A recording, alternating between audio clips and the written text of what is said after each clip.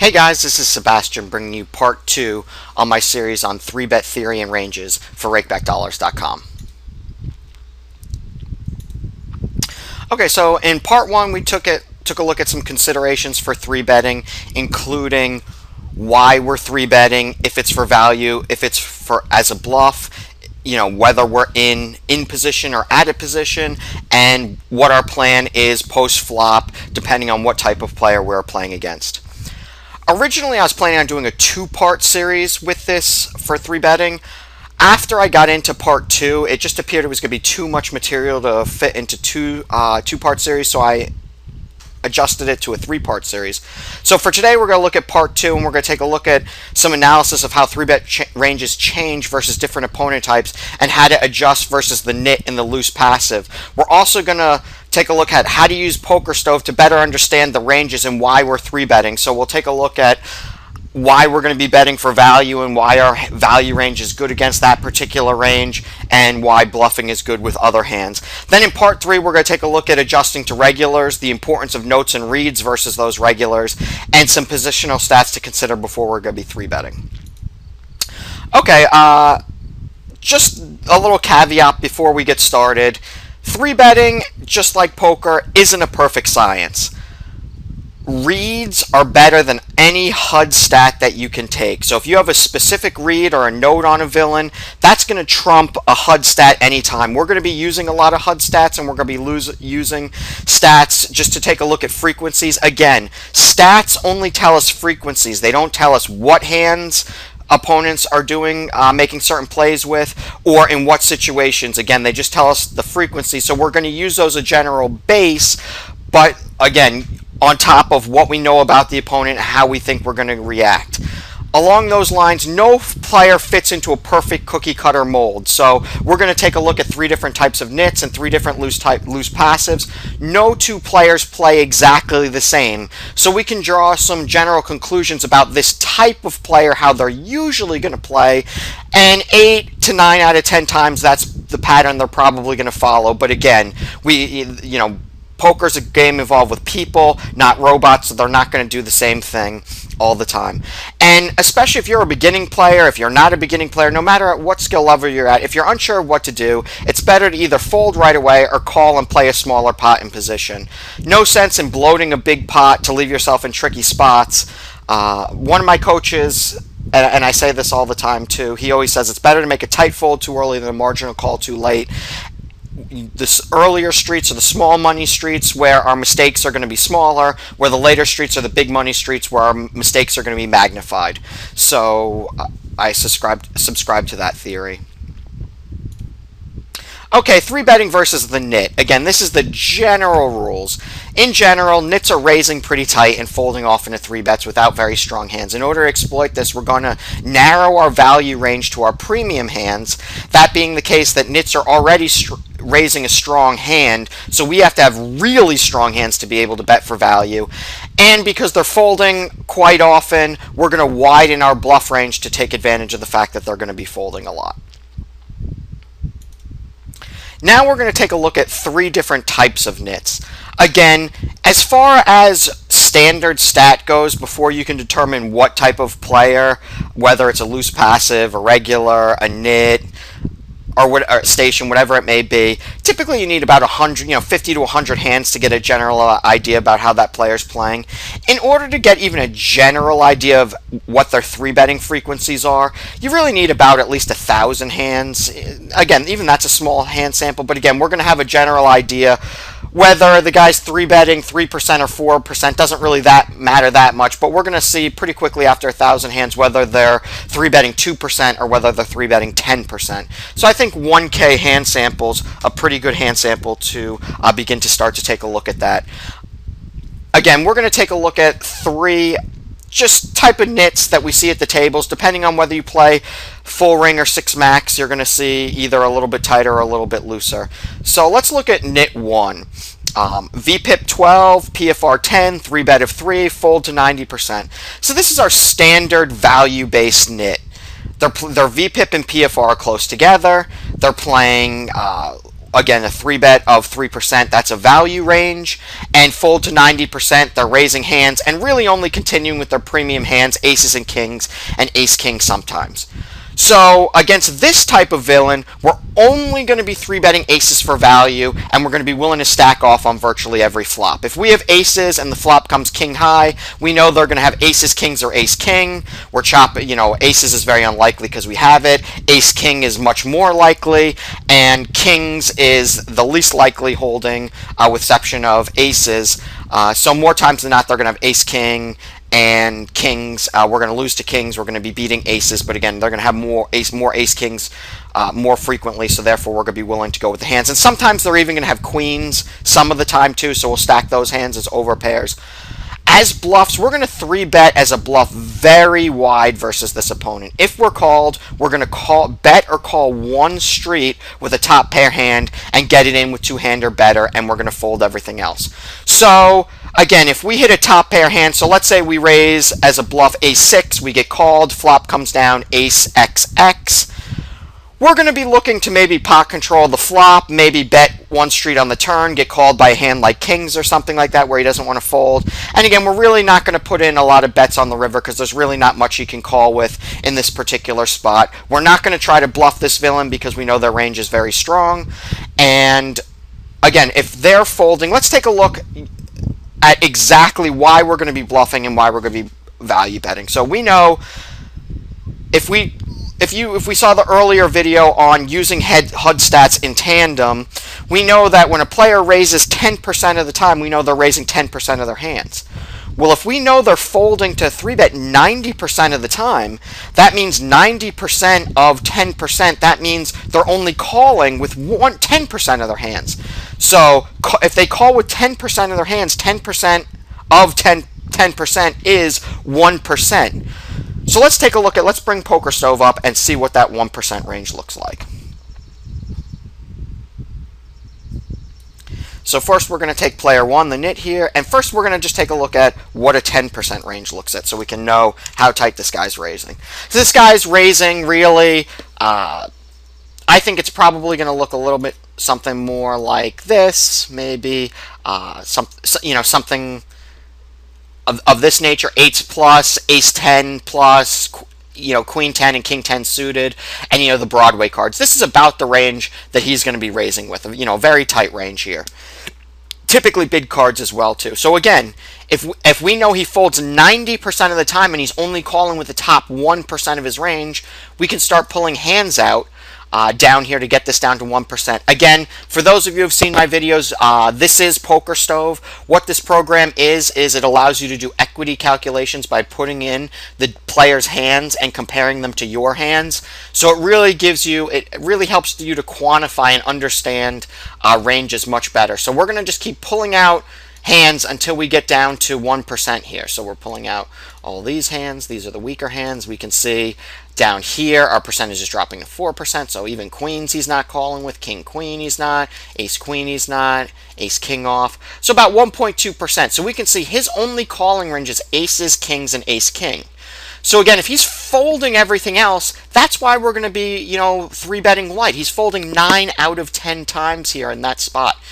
Just as a perfect example, if we're playing 50-cent dollar to make the numbers easy, let's say he makes a standard raise to $3. If we raise it to $9, if he folds 9 out of 10 times, we're going to win his $3 9 out of 10 times when he folds. And when he calls and if we give up on every flop, let's just say when we call, we give up every time. So when we raise it 3x, so let's say we raise it to $9, and we give up every time. When we call once, we're going to be losing $9, but we're going to be winning $9 3 times. So 9 times 3 is $27 that we're going to be winning, minus the one time when we 3-bet and get called, the $9 we'll be losing. We're showing an $18 profit there, immediate profit, and that's not including the blinds, folding out that dead money as well. So we're going to be doing quite well. Now let's take a look at why we're only going to be 3-betting aces versus this villain. So we know he's only calling with aces, kings, and ace-king suited, about 1% of his range. Now let's put in aces and see how we do against that range. If we evaluate, we're an 80-20 favorite against his calling range. So if we're only 3-betting aces for value when he calls, we have him in a really bad spot. Now let's even add in just kings into the equation here and see how we do now. Now all of a sudden, even just by adding kings in, we're only a 55-45 favorite. That's not really good, and especially this guy's very nitty, so when we do have a big hand, we're really not going to win too much money, because if we have pocket kings and he has a hand like all he can have is kings, ace, king, and aces. If he's got ace, king, and misses, he's going to fold. If he has kings, we're chopping, and if he has aces, we're losing. So that's why, you know, against this particular villain, 3-betting only aces is profitable. Okay, now let's move on to nit number 2. This guy's playing a little bit tighter range, 9-6, so really tight, 3-betting 2%, so really for very tight value. Yet he's only folding 65% to our 3-bets. So against this particular villain, we're going to be 3-betting aces, kings, and ace-king for value. And we're going to be willing to stack off with any overpair and ace-king on an ace-5 flop. We're going to be very careful on king-high flops, and we're really not going to be going with the hand too much of the time, because there's not too many worse hands that this particular player is going to be calling with. We'll take a look at that in Pokerstove in a second as well. We're going to 3-bet as a bluff narrower and more selectively versus nit 1. And the reason being is this guy's only folding, he's calling 1 out of 3 times, so he's only folding 2 out of 3 times. And when he calls, his range is going to be very strong as well.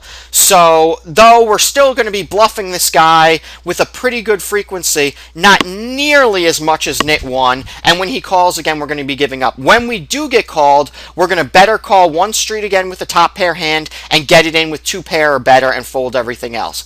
Now, going back to looking at nit 1 and nit 2 here, the reason, again, if we 3-bet with a hand like ace-6 and we get called by a hand like ace-king and the flop comes down ace-7-6, well, this particular villain, they're going to be going with ace-king a large percentage of the time. So when they have ace-king, we're most of the time going to stack them. So when we hit like that 2 pair with ace-6 or something like that, that's a great spot to stack this types of villain, because they're playing tight, they're playing premium hands, and when they hit those big hands on the flop, they're going to be willing to go with them.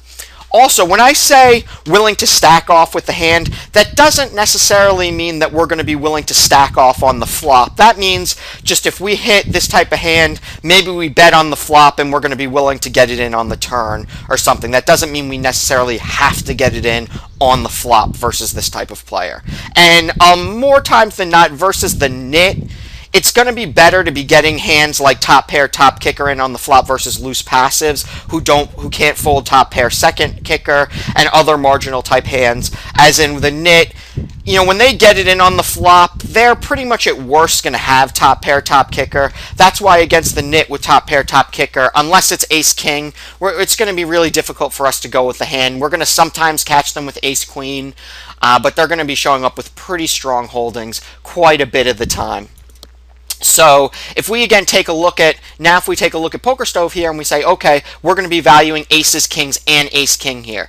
So we look at this player raises only 6% of the time, but folds only 65% of the time. So that means they're going to be calling with a little bit, again, about 30% of the time. 1 out of 3 times they're going to be folding. So a third of 6 is about a 2% range that they're calling with, approximately 2% range. So if we look at a 2% range here, we're going to add in queens and we're going to add an ace-king off. So that gives us, again, 2.6. I think that's close enough. I think this is probably about the range that they're going to be calling with. Again, sometimes we're going to get guys going to be calling with ace-queen suited and that sort of thing. So it's never, you know, this isn't an exact science like we talked about. So we're going to put this in. Now if we put in for our range kings plus ace-king suited, and we evaluate for value, we're about a 65-35 favorite against this range here. So that's why, for value, we're strongly ahead of their range here. If we even throw an ace-king off here, we can see it turns into about a flip. So that's why, again, we're going to be using just ace-king to keep our range narrow here and to play only the top part of our range for value against this particular player. Again, another reason, going back to nit 1 here, another reason why, when we saw in the first example, this particular player is only really continuing with this type of hand. So if we have a hand like just pocket kings here, if we look at just kings against his range here, kings versus kings plus and ace king suited isn't doing very well. So why would we 3-bet a hand like kings against the nit here originally, where when we're playing against his 10% range, by flatting kings, if we put in a 10% range here for the villain,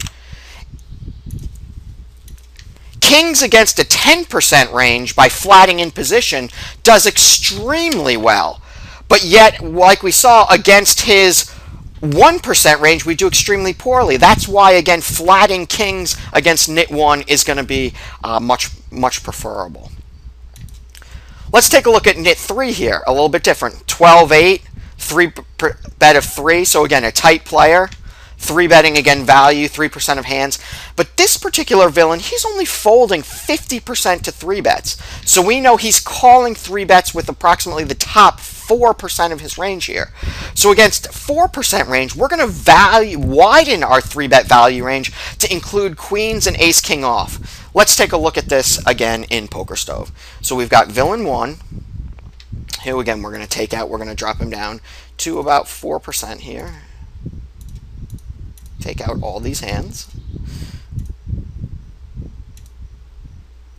And we can see this is about the range that villain is going to be calling our 3-bet with.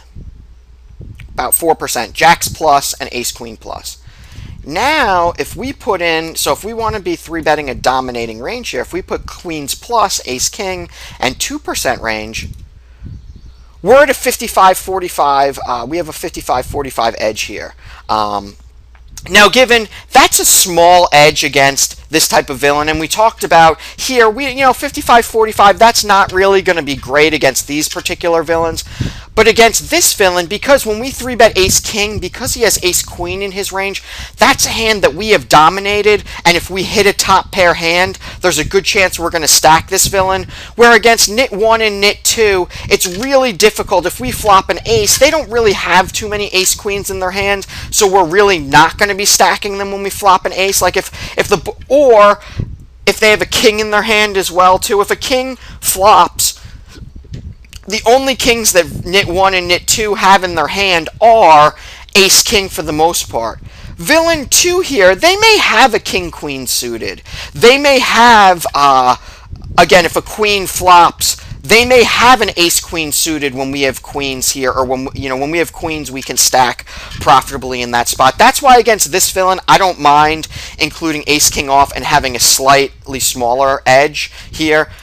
Also, against this particular villain, when we have aces, kings, and ace-king, we're going to stack off on an ace-high flop.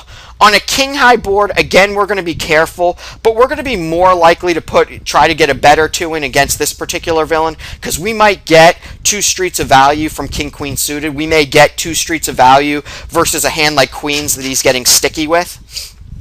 Against this type of villain, we're going to be significantly narrowing our 3-bet bluff range. The reason being is, again, he's calling 50% of the time, so he's only folding 1 out of 2 times. Plus, even when he calls, his 50% range here, when he does call our 3-bets here, his 50% range is still a pretty strong range. So if we put in villain 1 here, and we put in his 4% range here, this is still a 9s plus ace-queen. That's still a pretty strong range that he's calling with. So we really don't want to be 3-betting him too light here as a bluff. So we're going to be tightening, or we're going to be opening our value range, but significantly tightening our bluff range. Again, if called, we're going to bet 1 street with a top pair hand. And we're going to be willing to get it in with 2 pair or better. And we're going to be pretty much folding everything else.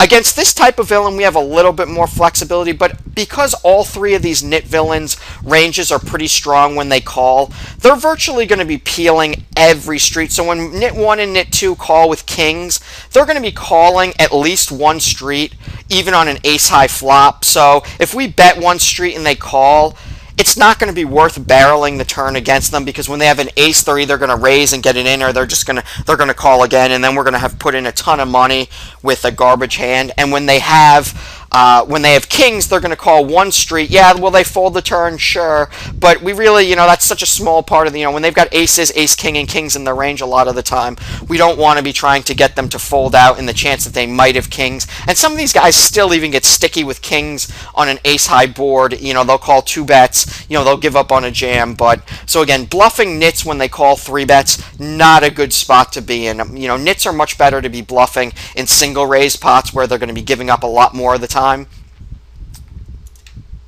Okay, now we're going to take a look at 3-betting versus loose passive players.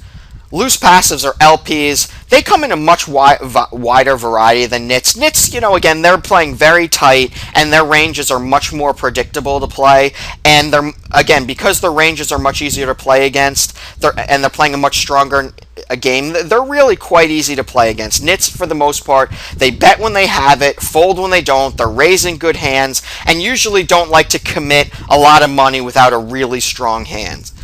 Loose passives, on the other hand, hate to fold. They love to call hands. They love to call with a draw. They love to call with a pair. They love to find any excuse to call. And because they're calling with such a wide range, loose passives can show up with any 2 cards a lot of the time, and it makes hand reading much more difficult against them. They're checking and calling way more than they're raising and betting. Again, when nits are calling, betting, or raising, they have it. When loose passives are just calling, a lot of the time they have something. Again, whether it's a draw, whether it's a piece. And when a loose passive starts betting big or starts raising, they have it virtually all the time. Or they have a hand that they think is very strong all the time. What we want to do against loose passives is we want to be raising and betting our good hands for value. These guys like to call too much and don't like to fold, so when we have a good hand, we want to bet and let them do the calling, because again, like we talked about, they're only betting and raising with their strong hands. And we're going to be bluffing the loose passive very, very infrequently. They're going to be giving up, we're going to be giving up way more versus this villain and not trying to bluff them, as they don't like to fold. So we're not going to be firing too many barrels against them. We're not going to be 3-betting them too light.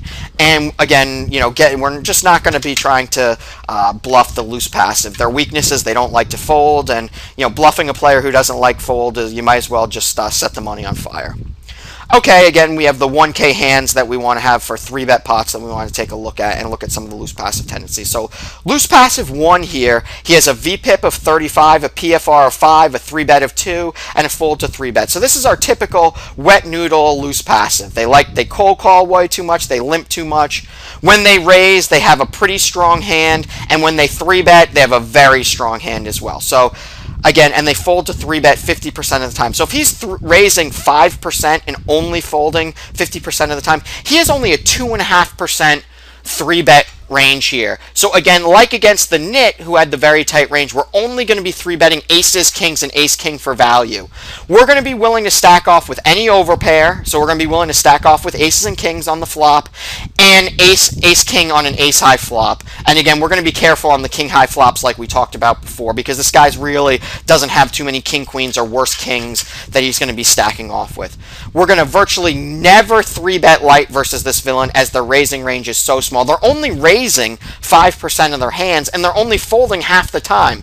So again, their 5% raising range is already a very strong raising range. So against that, we're only going to be 3-betting for value anyway, and the fact that they're calling 50%, virtually never 3-betting light versus this villain, and again, do not bluff.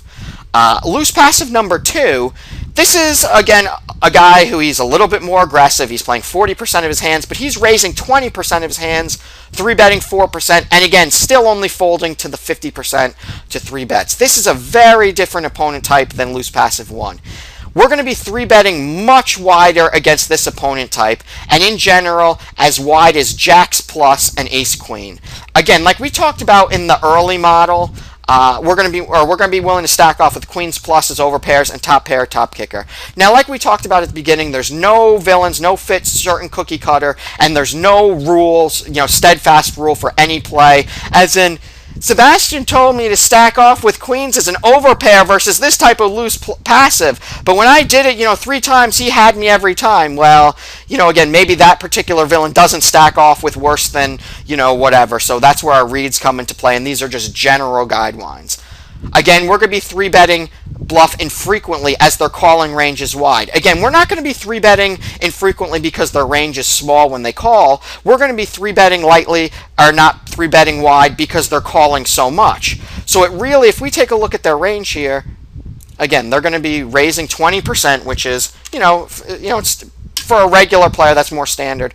But again, if we start looking at the hands that he's going to be calling with here, post flop, drop it down to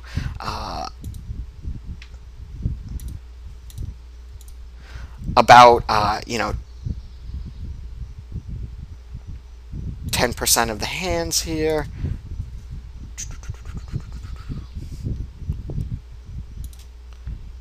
So if we say this is his calling range here, about pretty much most of the suited most of the Broadway cards that he's going to be calling with, and suited Broadways. Well, we'll get rid of these two and add in. We'll say he's calling with the suited Broadways, Ace Jack plus, and Eights plus here. So this again, though the range isn't really that strong for calling 3-bets, not a range that we want to be calling 3-betting light. For instance, if we 3-bet light with our hand like Ace 9, Ace 8, Ace 7, he's going to be calling with all his better aces, Ace Jack, Ace Queen, Ace 10 here. So if we hit an ace, we're never going to have a better hand, and we're never going to extract value, and we're never going to get him to fold. So we want to be 3-betting those hands against guys who are going to be folding Ace Jack and Ace Queen. This isn't that type of guy to do it against, and so we're going to be wanting to 3-bet wider for value. So if we see this is his calling range here, now we can say, okay, he's calling with 10% of his hands here. So now if we add in Jacks plus Ace Queen to our value range and put this in, now that we've widened our value range, we're a 60-40 favorite against what his 3-bet calling range is. Not only that, though we're not going to be bluffing this player wide pre-flop, this is the type of player we're going to be bluffing more post-flop because their hand range is so much weaker and they're going to be giving up more of the time. That means we're not going to be going crazy against them, but against this type of player, we're going to be firing more 1 and even 2-barrel C-bets in 3-bet pots against this villain, just because it's hard for them to hit the board and hit the board hard. If we 3-bet and they call, and the board comes down and they call with Ace 10, and the board comes down 10 high, they're definitely going to be calling at least 1 bet. 2 bets, all of a sudden, it becomes very difficult, especially if an overcard hits the board. They're losing to any overpair, they're losing to that overcard, and it just, they're going to find themselves in a difficult spot, especially, Ace 10, King 10, Queen 10. So we're going to be barreling this guy more frequently post-flop. But again, when this type of player calls, these loose passes like to get sticky with any piece. So we really have to have a strong read and know how our opponent's going to react, because again, we don't want to get into the habit of trying to bluff loose passives who don't like to fold. Okay, now versus loose passive 3, a little bit of a hybrid between the two of these. This is more, I think, of the, I don't want to say standard loose passive because there really isn't such much, but again, 30-20. A little bit lower VPIP, a little bit higher PFR, a little bit closer together. Again, only 3-betting for value. Yet this particular villain's folding 75% of the time. So again, raising 10%, folding 3 out of 4 times. So only calling with a 2.5% range. We're going to narrow our 3-bet value range like versus loose passive 1. So we're only going to be 3-betting aces, kings, and aces, kings, and ace king suited like we talked about, to take advantage of when he calls with queens, ace king, and sometimes ace queen. So again, aces, kings, and ace kings are suited. We're going to be willing to stack off with an overpair of aces, kings, and ace king on an ace high flop. Again, we're going to be careful with kings. Ace king. Against this particular villain too, loose passive 2, if we hit a top pair, top kicker with ace king like we talked about, like if the flop comes down king 7-5, we're going to be willing to get the money in because this type of villain has a lot of king queen and king jacks in their range, so we're going to be willing to stack off with the king here, definitely.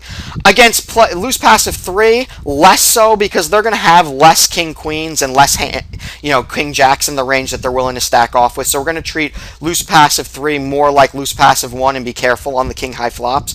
We're going to significantly widen our 3-bet bluff range, but not nearly as high as NIT 1 like we talked about. So of all the loose passive types, we're going to be 3-betting, bluffing loose passive 3 the most because they're folding 3 out of 4 times. Again, when they do call, though, we're going to be proceeding with a lot of caution. 1 street, we're going to be looking to get 1 street of value with a top pair hand and get it in with 2 pair or better and fold everything else. Do not bluff this villain. This is not the type of villain that we're going to want to bluff again because their range is strong.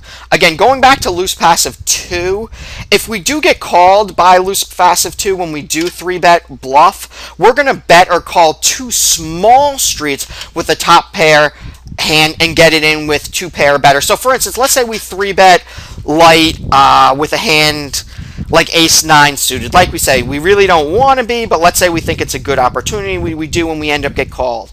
Well, again, this guy, they're going to be calling with ace, they're going to be calling with some ace, but they're going to be calling with kings, queens, other types of hands. And if they hit a top pair or a second pair, they're going to be calling at least 1 street, and they may even call 2 small streets. So if you think that this is a guy who likes to call a lot and doesn't like to fold, and let's say you've got ace-9, and you think he could call 2 streets on an ace-high board with pocket kings, so the board comes down maybe ace-5-3, you've got ace-9, you bet the flop he calls, the turn goes check, and he checks back, so you don't think he'd ever be checking an ace here. And if he does, you know it's a weak ace. And then on the river, that's where I put in like a 1/3 pot bet. It's already a 3-bet pot, so we want to don't bet too big. That's just going to give him too good a price to call with his kings.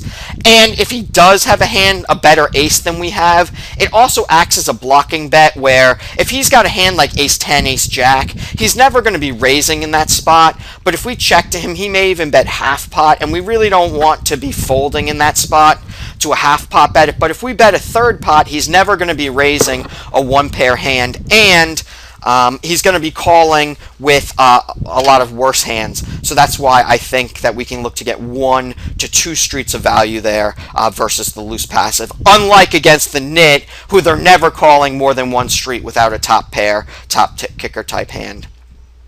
So that's going to do it for part 2 of our video. In part 3, we're going to take a look at how to adjust to regulars. And with regulars, it's much more difficult to use frequencies. We really have to have a better understanding of our opponents because their ranges that they play are going to be a lot less exploitable. And even when we do find a hole in their game, if we start trying to exploit it, the good regulars are going to learn how to adjust to that. Again, we don't have to worry about players adjusting nearly as much at 25 NL and below, but at 50 NL, they're going to start to be adjusting. And at 100 NL, they're going to be for sure adjusting if you have a good, if you play a large hand sample with them. So we're going to take a look at the importance of notes and reads and how to use those notes to better understand your opponents. And we're also going to take a look at positional stats to consider before 3-betting, as in there's a huge difference if you have a guy who's playing even 18-16, but if he's playing 8-6 from under the gun, but playing 35-30 from the button, it's very different 3-betting that particular opponent from under the gun than it is from 3-betting them when they open from the button. So I'm looking forward to bringing that. As always, one thing I want to stress as well too, if you guys are watching on watching on YouTube, if you guys can rate my video and comment, that would be great. Or if you're watching through RakebackDollars directly, again, if you can rate this and make comments, that would be great. The more comments and ratings I get, the more the traffic, it's good for the affiliates, and it allows me to bring you more free videos. So if you guys like the videos and enjoy them and want more free videos, please like them and comment. This is Sebastian signing off for RakebackDollars.com.